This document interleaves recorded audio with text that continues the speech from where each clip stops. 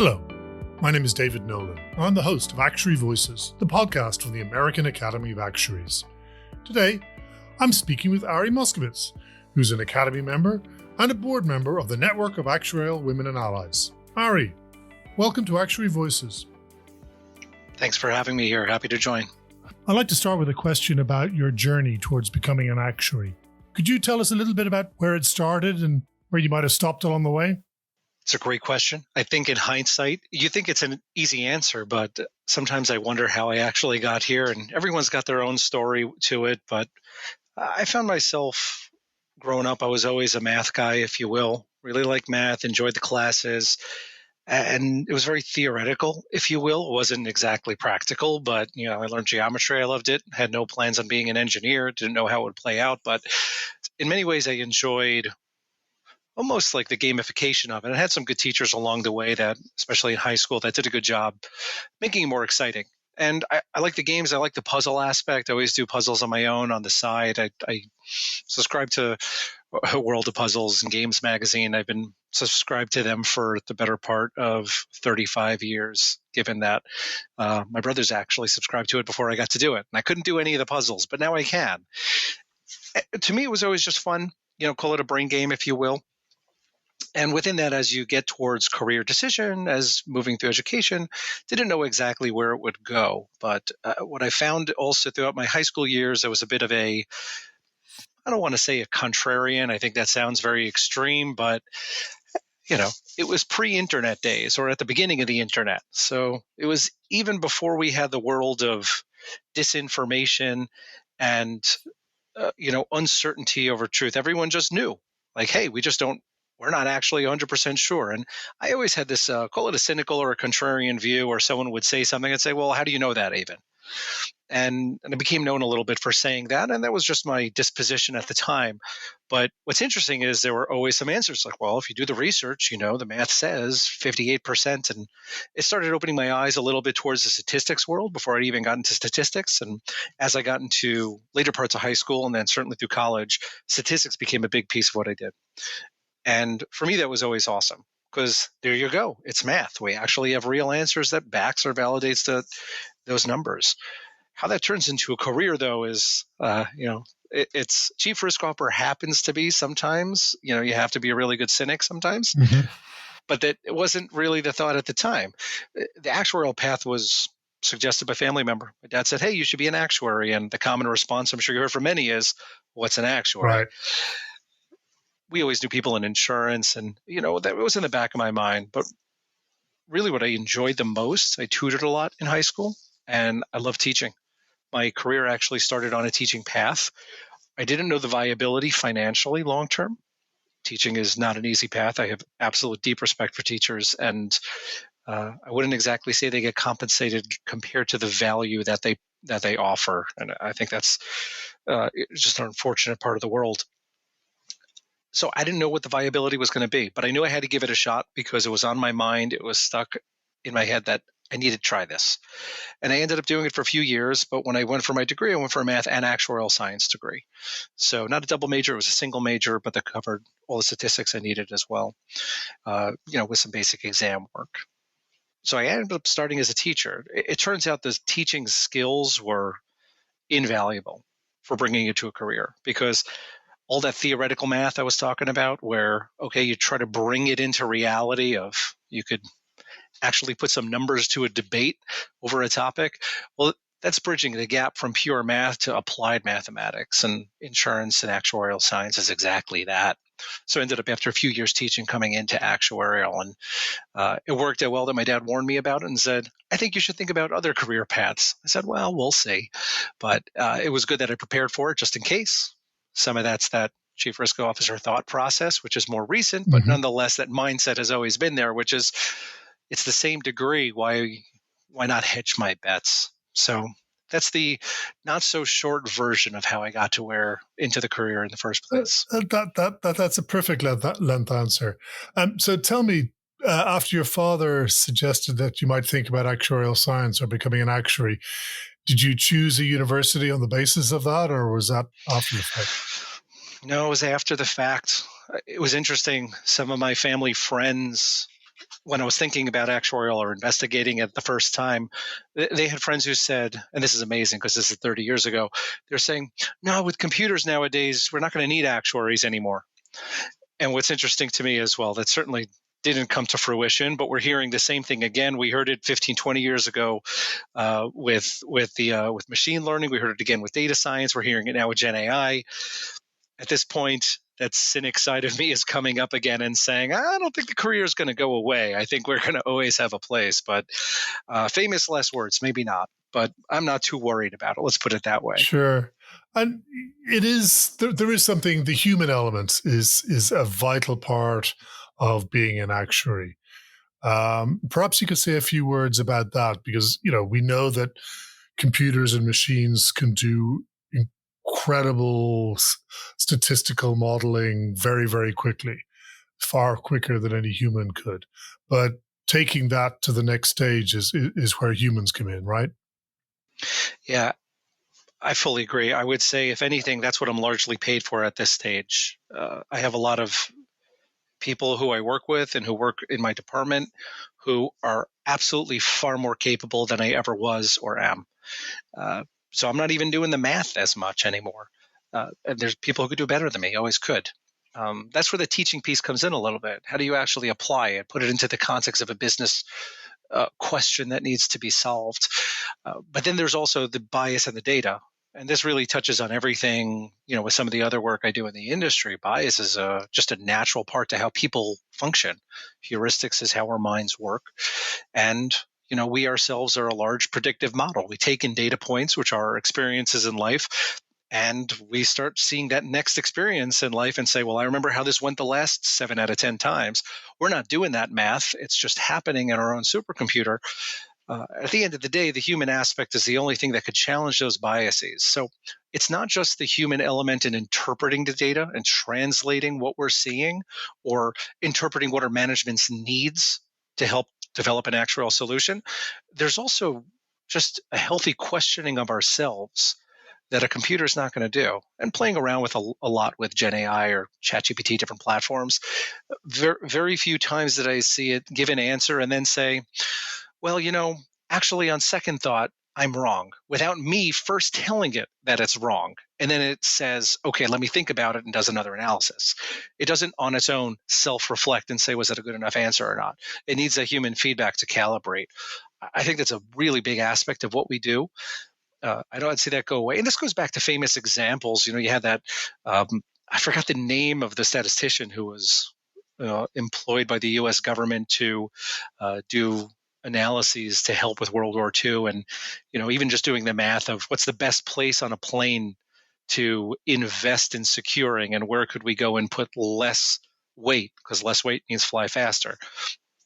So where do you need that protection? And they did an analysis based on planes that got shot down, and they see where they're shot, or they did an analysis based on planes that have returned from battle, right? And they say, oh, they're always shot in these certain places, and look, they're never shot at the engines, so that's not a problem. Don't secure there. You need a human to question that and say, yeah, all of those are at the bottom of the ocean because they got shot down. That human piece of questioning, and that's a natural bias. That's a survivorship bias. These are quantified aspects of statistics that we could work with. But being able to question yourself, that's huge. And I think the world is a lot more aware of that now within the world of insurance and pricing than I would say that they were aware of maybe when I started my career. Let me take a moment to remind listeners that you're listening to Actuary Voices, the podcast from the American Academy of Actuaries. On this podcast, we talk to Academy volunteers, members, leaders, and friends of the Academy about what excites them about their work, both professionally or as part of the Academy. Please subscribe to Actuary Voices on your preferred podcast platform. Now, back to my conversation with now a board member, Ari Moskowitz. And if we could talk a little bit about your role as a chief risk officer, tell us a little bit about what issues you grapple with. Yeah, well, there's numerous aspects that play in, and it's interesting. As much as I've worked within risk and actuarial and risk departments at Everest and at different companies that I've worked with before that, while they were related, and I always did some level of ERM work. My bread and butter really is reinsurance pricing. That's where I spent over a decade really focusing on, and some twists and turns and decisions over the years with how my career progressed. But the chief risk officer role that I'm in now has only been about two and change years. And I thought it would be a world of change and completely out of my wheelhouse. And I knew I was taking a big risk in moving into this new role, which is not completely built or on relying on the foundation of everything else I've done. But it turns out a lot of it is. A lot of it is. And maybe it's not math, and maybe it's not actuarial pricing. Maybe it's operational risk. Maybe it's financial risk. Maybe it's strategic risk. Any of these pillars that we go into, the way we assess it is roughly the same the way we were doing anything on the actuarial side. You come in, there's a business question that needs to be answered. There's a proposed solution to it. It's based somewhat on a hypothesis. You got to test it out. You also have to know that even when the hypothesis was tested and it looks good, you have to know how to test the tester and functioning on a second line and kicking the tires and really seeing how does it uphold. That contrarian view is valuable. No one wants to be the person with the tinfoil hat, but it's important to sometimes to bring up those challenging questions, even if we know we're not going to have a great answer. And even if we know that, that's a risk we're willing to assume, it's still helpful for the conversation. A big piece of when I talk about bias in the data, I think about that within people's roles. People historically would joke around that pricing actuaries are very optimistic, reserving actuaries might be pessimistic in the P&C space. And while I don't agree with that, they're probably, you could say they're both pessimistic, maybe in different ways. But, that's what I think an underwriter might joke around with an actuary about. And I've had many of those conversations over the years. But we do understand that everybody has their biases of where they're coming from. You understand a reserving actuary when booking reserve takedowns. Nobody gets in major trouble for that. Reserve increases, people do. You see what the structure around the person is and around their role and responsibilities. They're going to naturally lean towards making sure the reserves are set strong enough that they're not going to be in that position of a reserve increase. I think that's fantastic. That's exactly what you want the person to be doing. It does create strength. But to go look at that number then and go and say, all future business has to meet these exact numbers, well, in some ways you have to be a bit more of an optimist to be an underwriter or to be a pricing actuary and to say, well, I know the future book is going to be different than the current book of business because of certain changes that happened. That hope or that gamble, but that's a natural bias of what a pricing actuary might do. Again, it's not optimism or pessimism. I don't think those are the right words. I think it's more structurally, how are they incentivized? What are their goals? What are their job responsibilities? Some of what I do from the risk officer standpoint is sit back and look at each of the functions and say, what's the carrot and what's the stick for them? And then based on that, what are the known biases? And we do this within actuarial methods as well. Different methods have known biases. One relies on recent activity. Others rely more on credible data or focus more on credibility, so they want a bigger data set. These are all data biases. Mm-hmm. Humans are the same. And some of what I do is just try to put that in try to frame it. And then you have them all sit in a room and talk to each other, and you know where each one is coming from, and it helps you get a bigger picture.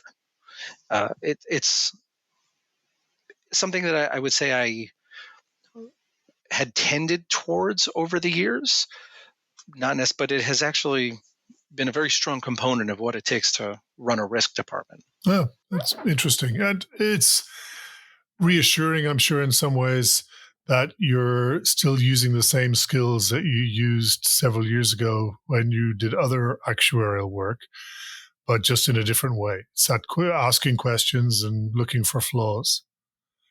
Yeah, 100%. And hopefully finding solutions. Yeah, yes. Sometimes, but not purely looking for flaws, but sometimes coming up with solutions means you got to find the problem first. Exactly. Always try to take a very practical role and a practical approach where we're actually helping ensure the company's future success and strengthening the company.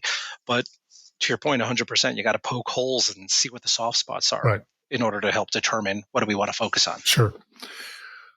Well, moving tack a little bit, one of the reasons we invited you here today, Ari, is because you are on the board of the network of Actuarial Women and Allies.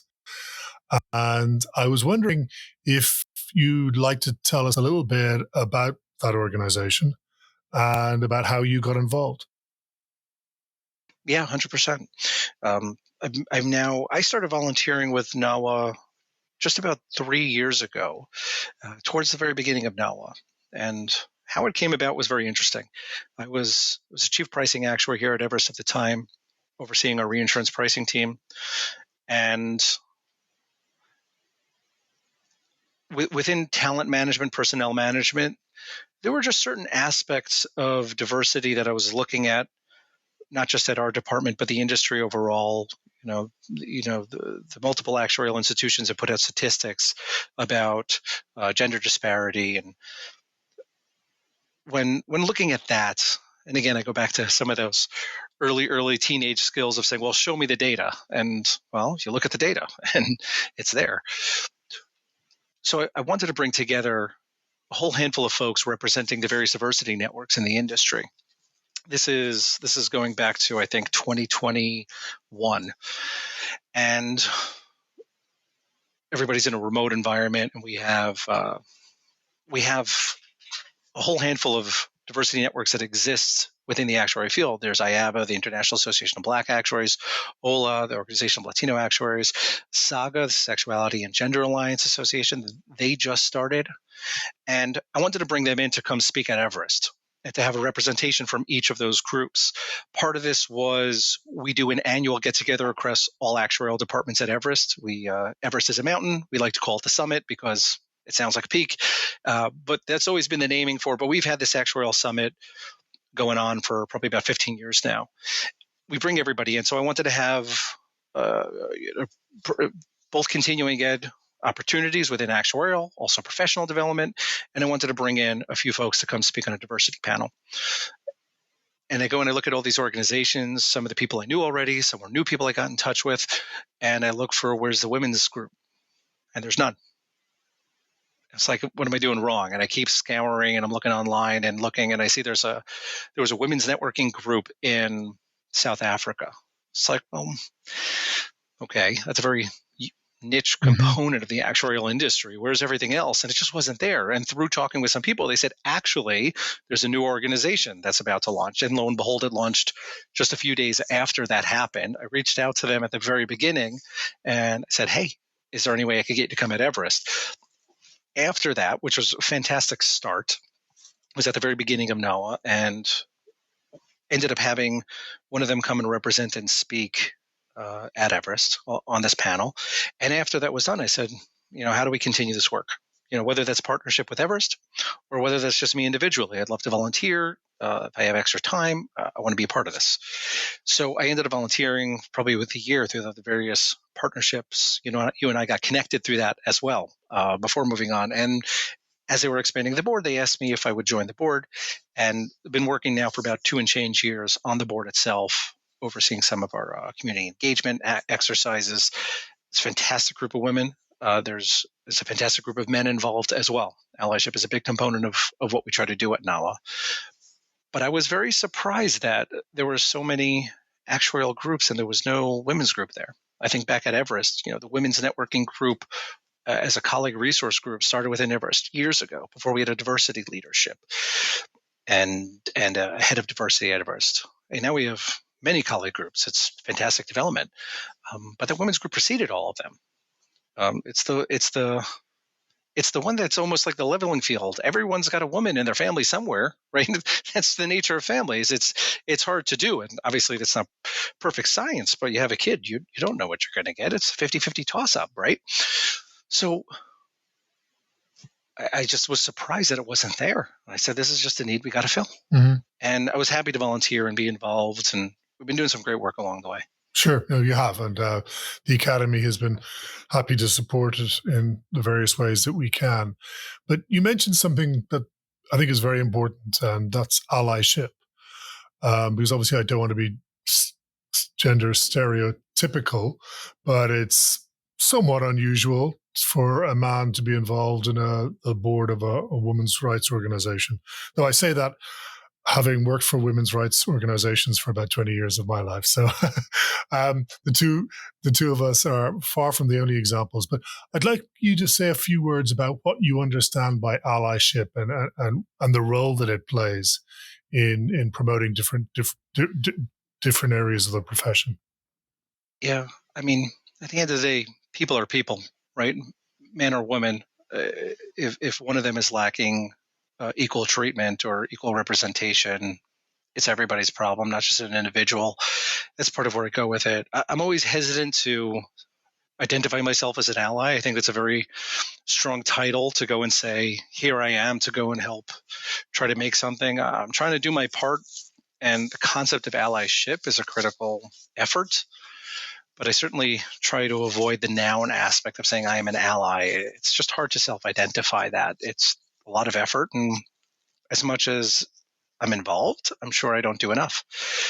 At the same time, I even reflect on some of how I got to my stage of where I am in my career. People had effectively the train had to stop in order for me to get on the train. And I think it's only fair that I stop to help someone else get on the train, right? That's the whole fundamental approach towards mentorship as well. You just pay it forward.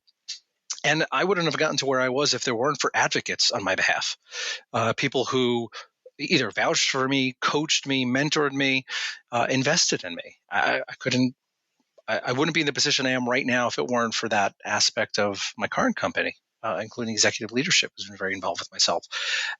And if I look at where there's areas that could use an extra voice, that's part of where I got to step up and do this. And again, even though, yes, I am a man, and it is a women's networking group, if you will, but a lot of it is really, and we did explicitly put allyship in the title, because again, this is about everybody and it's about representation. And ultimately, someone has to be the voice in the boardroom. And thankfully, I work for a company where it's fantastic because that voice it's resonated. It's extremely sound. I'm not actually magically adding that voice. We have a lot of folks who are, if not all folks, who are fully aligned in helping improve the industry and improving representation. But the industry as a whole is not fully there yet. Some of that is a pipeline issue. Some of that is a leaky pipeline, which is more as people develop or grow in their careers, the dispersion or the differentiation that you find between male and female representation drops off. And again, I go back to the numbers. You look at the numbers, they're there. And there's a lot of work that we're trying to do to put together, well, what are the root causes? And with NAWA, it's, well, if the root cause is allyship, okay, great. Let's address that. Let's find a way to help promote you to be an allyship. If root cause is about company culture, let's see what we could do to help. If the root cause is simply education, let's see what we could do to help promote education. So there's a lot of different angles of attack, but some of it is very simply, let's help share what are the root causes that we're finding and continuously digging, not just saying, hey, this is what it was in the 90s, so that's why it is right now. And you've seen, I'm sure, the statistics as well, because the Academy is involved with a lot of the information that's aggregated on the industry. We've had a spike in female representation within the actuarial profession, but that was spiking up, and then it's tapered off over the last 10 plus years. Well, what happened in the last 10 plus years that magically tapered off? The desire, we can't rely on dated analyses, so we have to keep updating them and keep assessing what do we think it is. And there's a lot of work that we've been doing at NAWA to help put together reports on, what are the barriers? What's stopping right now? And again, going back to your, being very direct about your comment about the allyship side, nothing is solved in isolation or in a chamber. And it's not about one person saying one and the other. I do find that there's a benefit when I get up and I talk about allyship, or I talk about gender disparity or female representation. I don't find that people look at me and say, well, of course he'd say that. He's a woman. Automatically they're coming and looking at it and saying, this person has a different angle. And again, I go back to the comments I made earlier about people having natural biases. Yeah, that's exactly what it is. Everyone's got their own bias. And when they see me as a bold, bearded man who stands out, I'm a male. So within that representation and identification, people look at me and they see it as a different type of voice sometimes. Not everybody, but sometimes. And it helps create another view and another perspective that helps start the conversations, because a lot of this is about those conversations. The Academy's annual meeting, Vision Tomorrow, takes place October 15th and 16th in Washington, D.C. The Academy meeting is the place to be. It's, first of all, the attendees are just everybody you want to talk to, the folks that are plugged in the leadership of the profession, but also those that are really touching and influencing public policy. This is really why I come every year. From my perspective, it is really time well spent. The sessions are excellent. All the presenters are top-notch, and I always come away from the meetings with a better understanding of how I can do my job better and be a better actuary. For more information and a full agenda, please visit our website, actuary.org. I want to reflect back a little bit on one point you made, because promoting all groups within any profession, it's not a zero-sum game. I'm very much a believer that a rising tide will lift all ships and will improve the profession at large, as well as individuals along the way. And it makes it all better for everybody. 100%. And there's no shortage in actuarial positions right now. I've seen this over the years. There's always a need. The industry, whether it's the life or the property casualty or the health world, the insurance industry, as well as other industries, even more now than in the past, think investment firms, et cetera. They understand the value of what actuarial science brings to the table and what actuaries as the skill, not just the science, bring to the table. There's plenty of positions. There's plenty of leadership positions. Like you said, it's not a zero-sum game.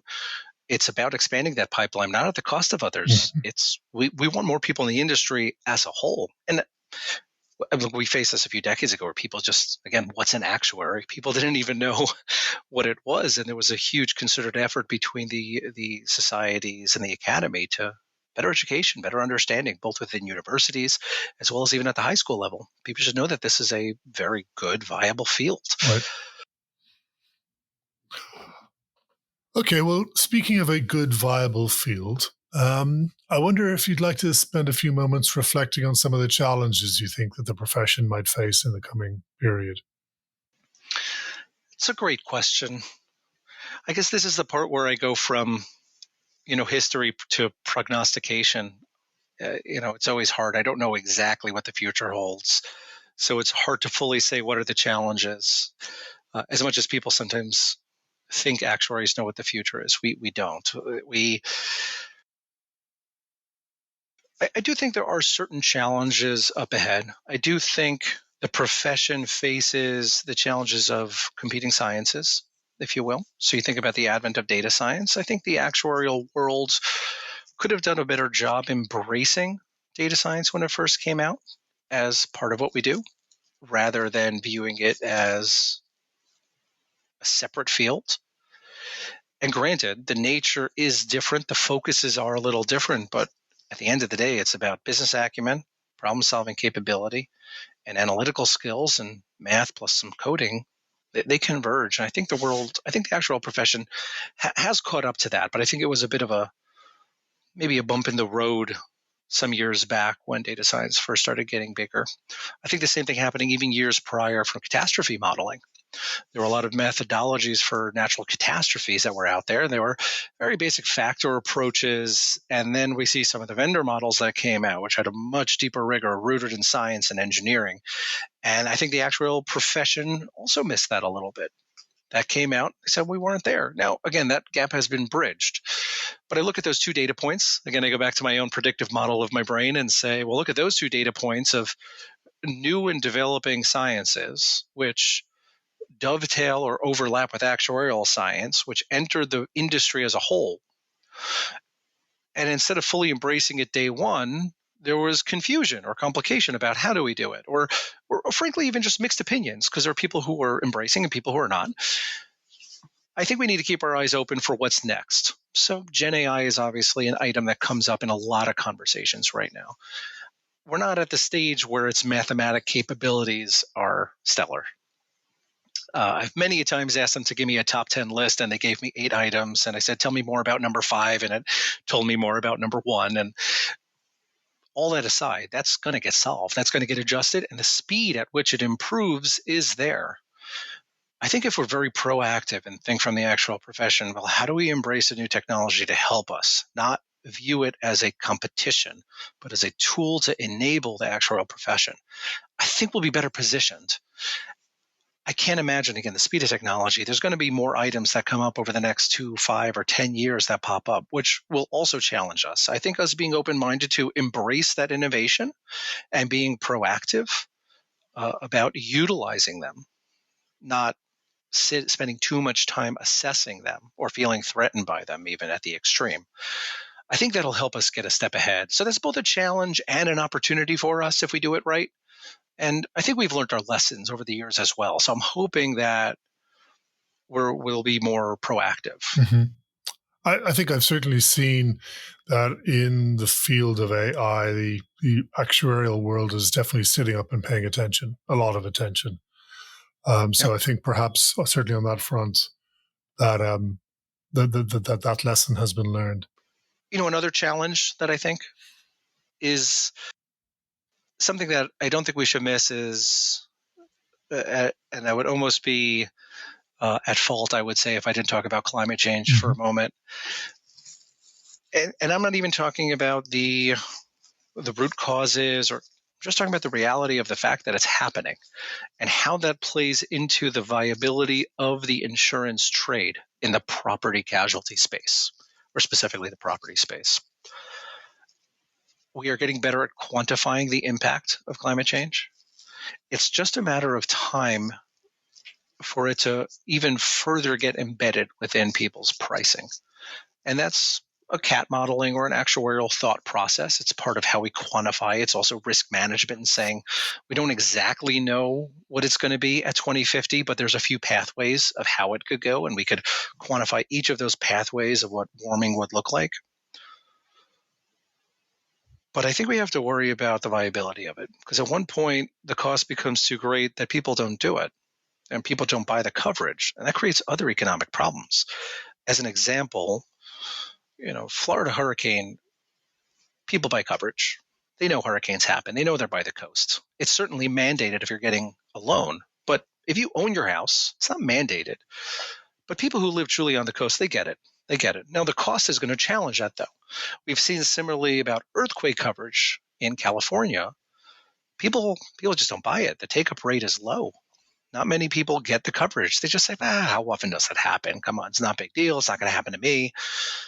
And that's because it's a more remote type of event, or those extreme scenarios where they'll need the intense coverage or more remote.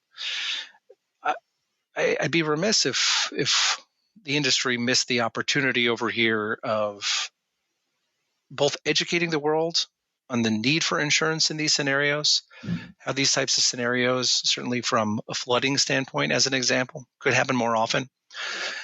And we're dealing, again, part of the climate change right now. And again, the economic trade, the value add that it has for individuals, they need to keep it in mind. And I think anecdotally, my brother, when he moved into his house maybe 15 years ago in North Jersey, it was backed by a small ravine, which was about 15 feet dug down. And he was getting, but it was a flood zone. So he's getting the exorbitant coverages or exorbitant charges for his coverage. He's like, this is insane. Why would I ever do? And of course, I'm being the actuary, but I'm brand new to the field. So I didn't really know much, or I was still somewhat new to the field. So I didn't really know much about it.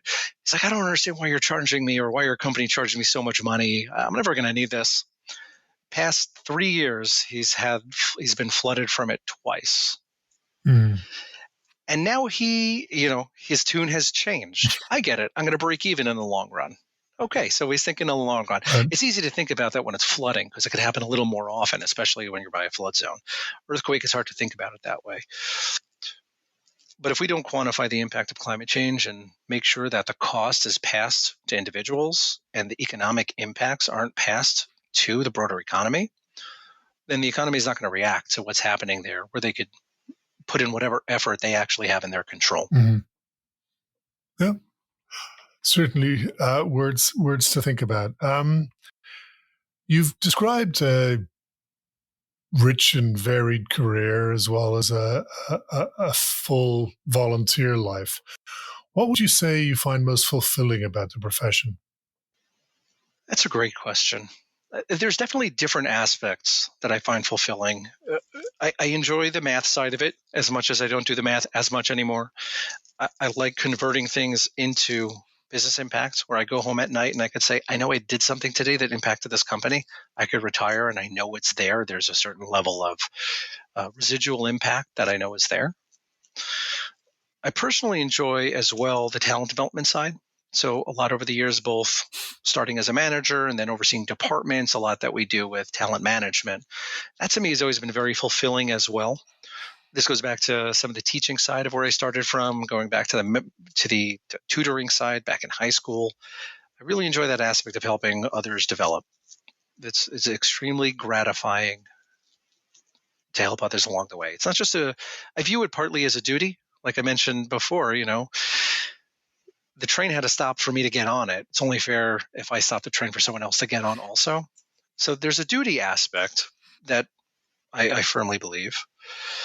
But there's an addition, it's extremely gratifying to help. I always find where I can always have a flow of whether it's mentees that I could take on voluntarily within the company, whether those are just others in the industry that I try to help out.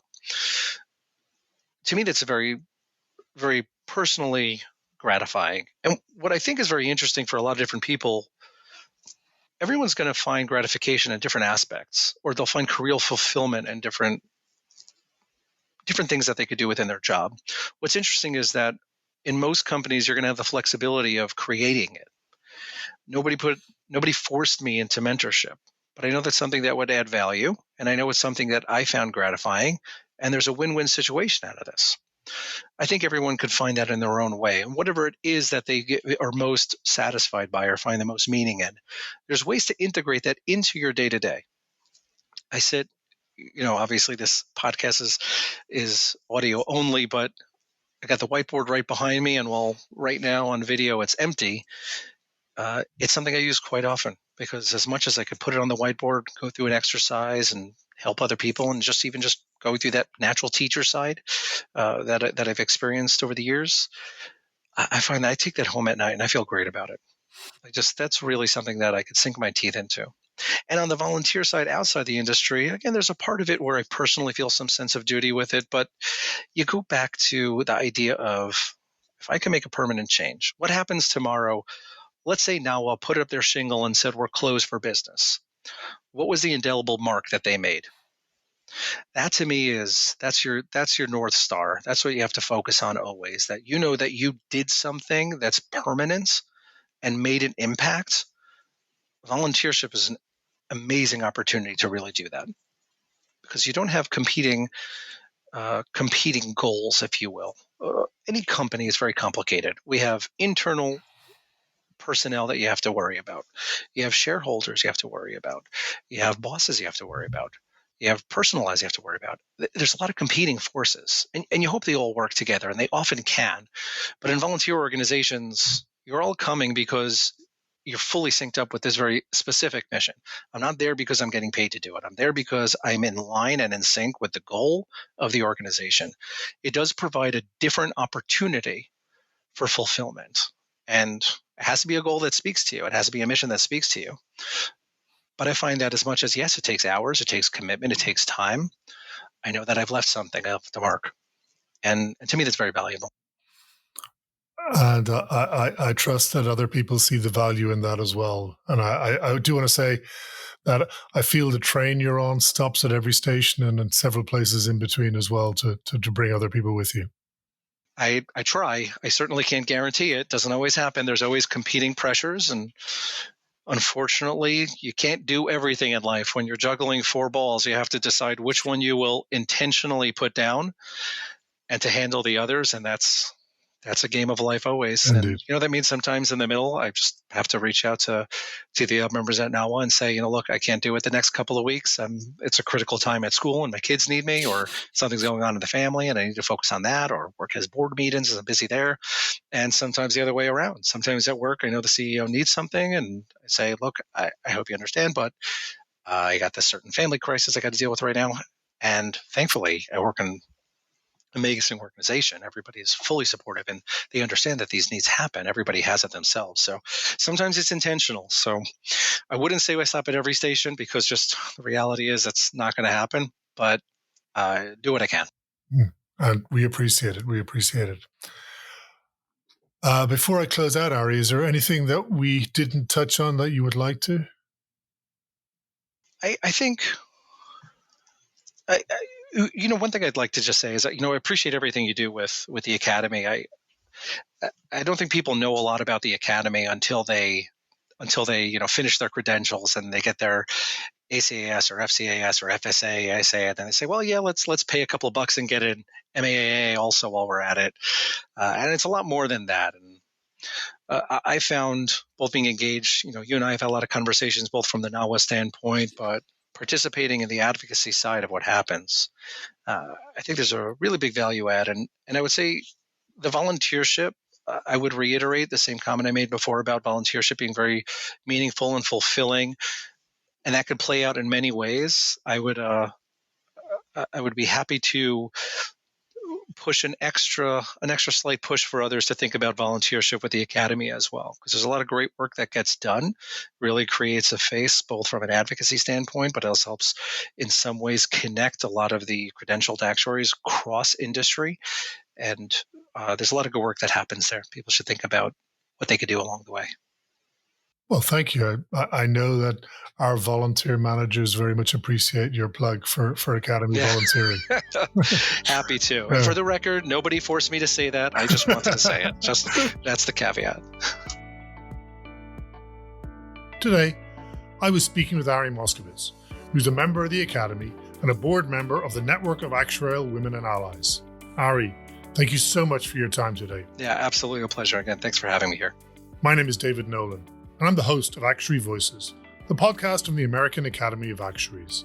Please visit our website, actuary.org, for a wealth of information about the work that the Academy does, including information about our forthcoming annual meeting, Envision Tomorrow, which takes place in Washington, D.C. on October 15th and 16th. You can follow us on Facebook, Twitter, and LinkedIn, and of course, please subscribe to this podcast on your preferred podcast platform.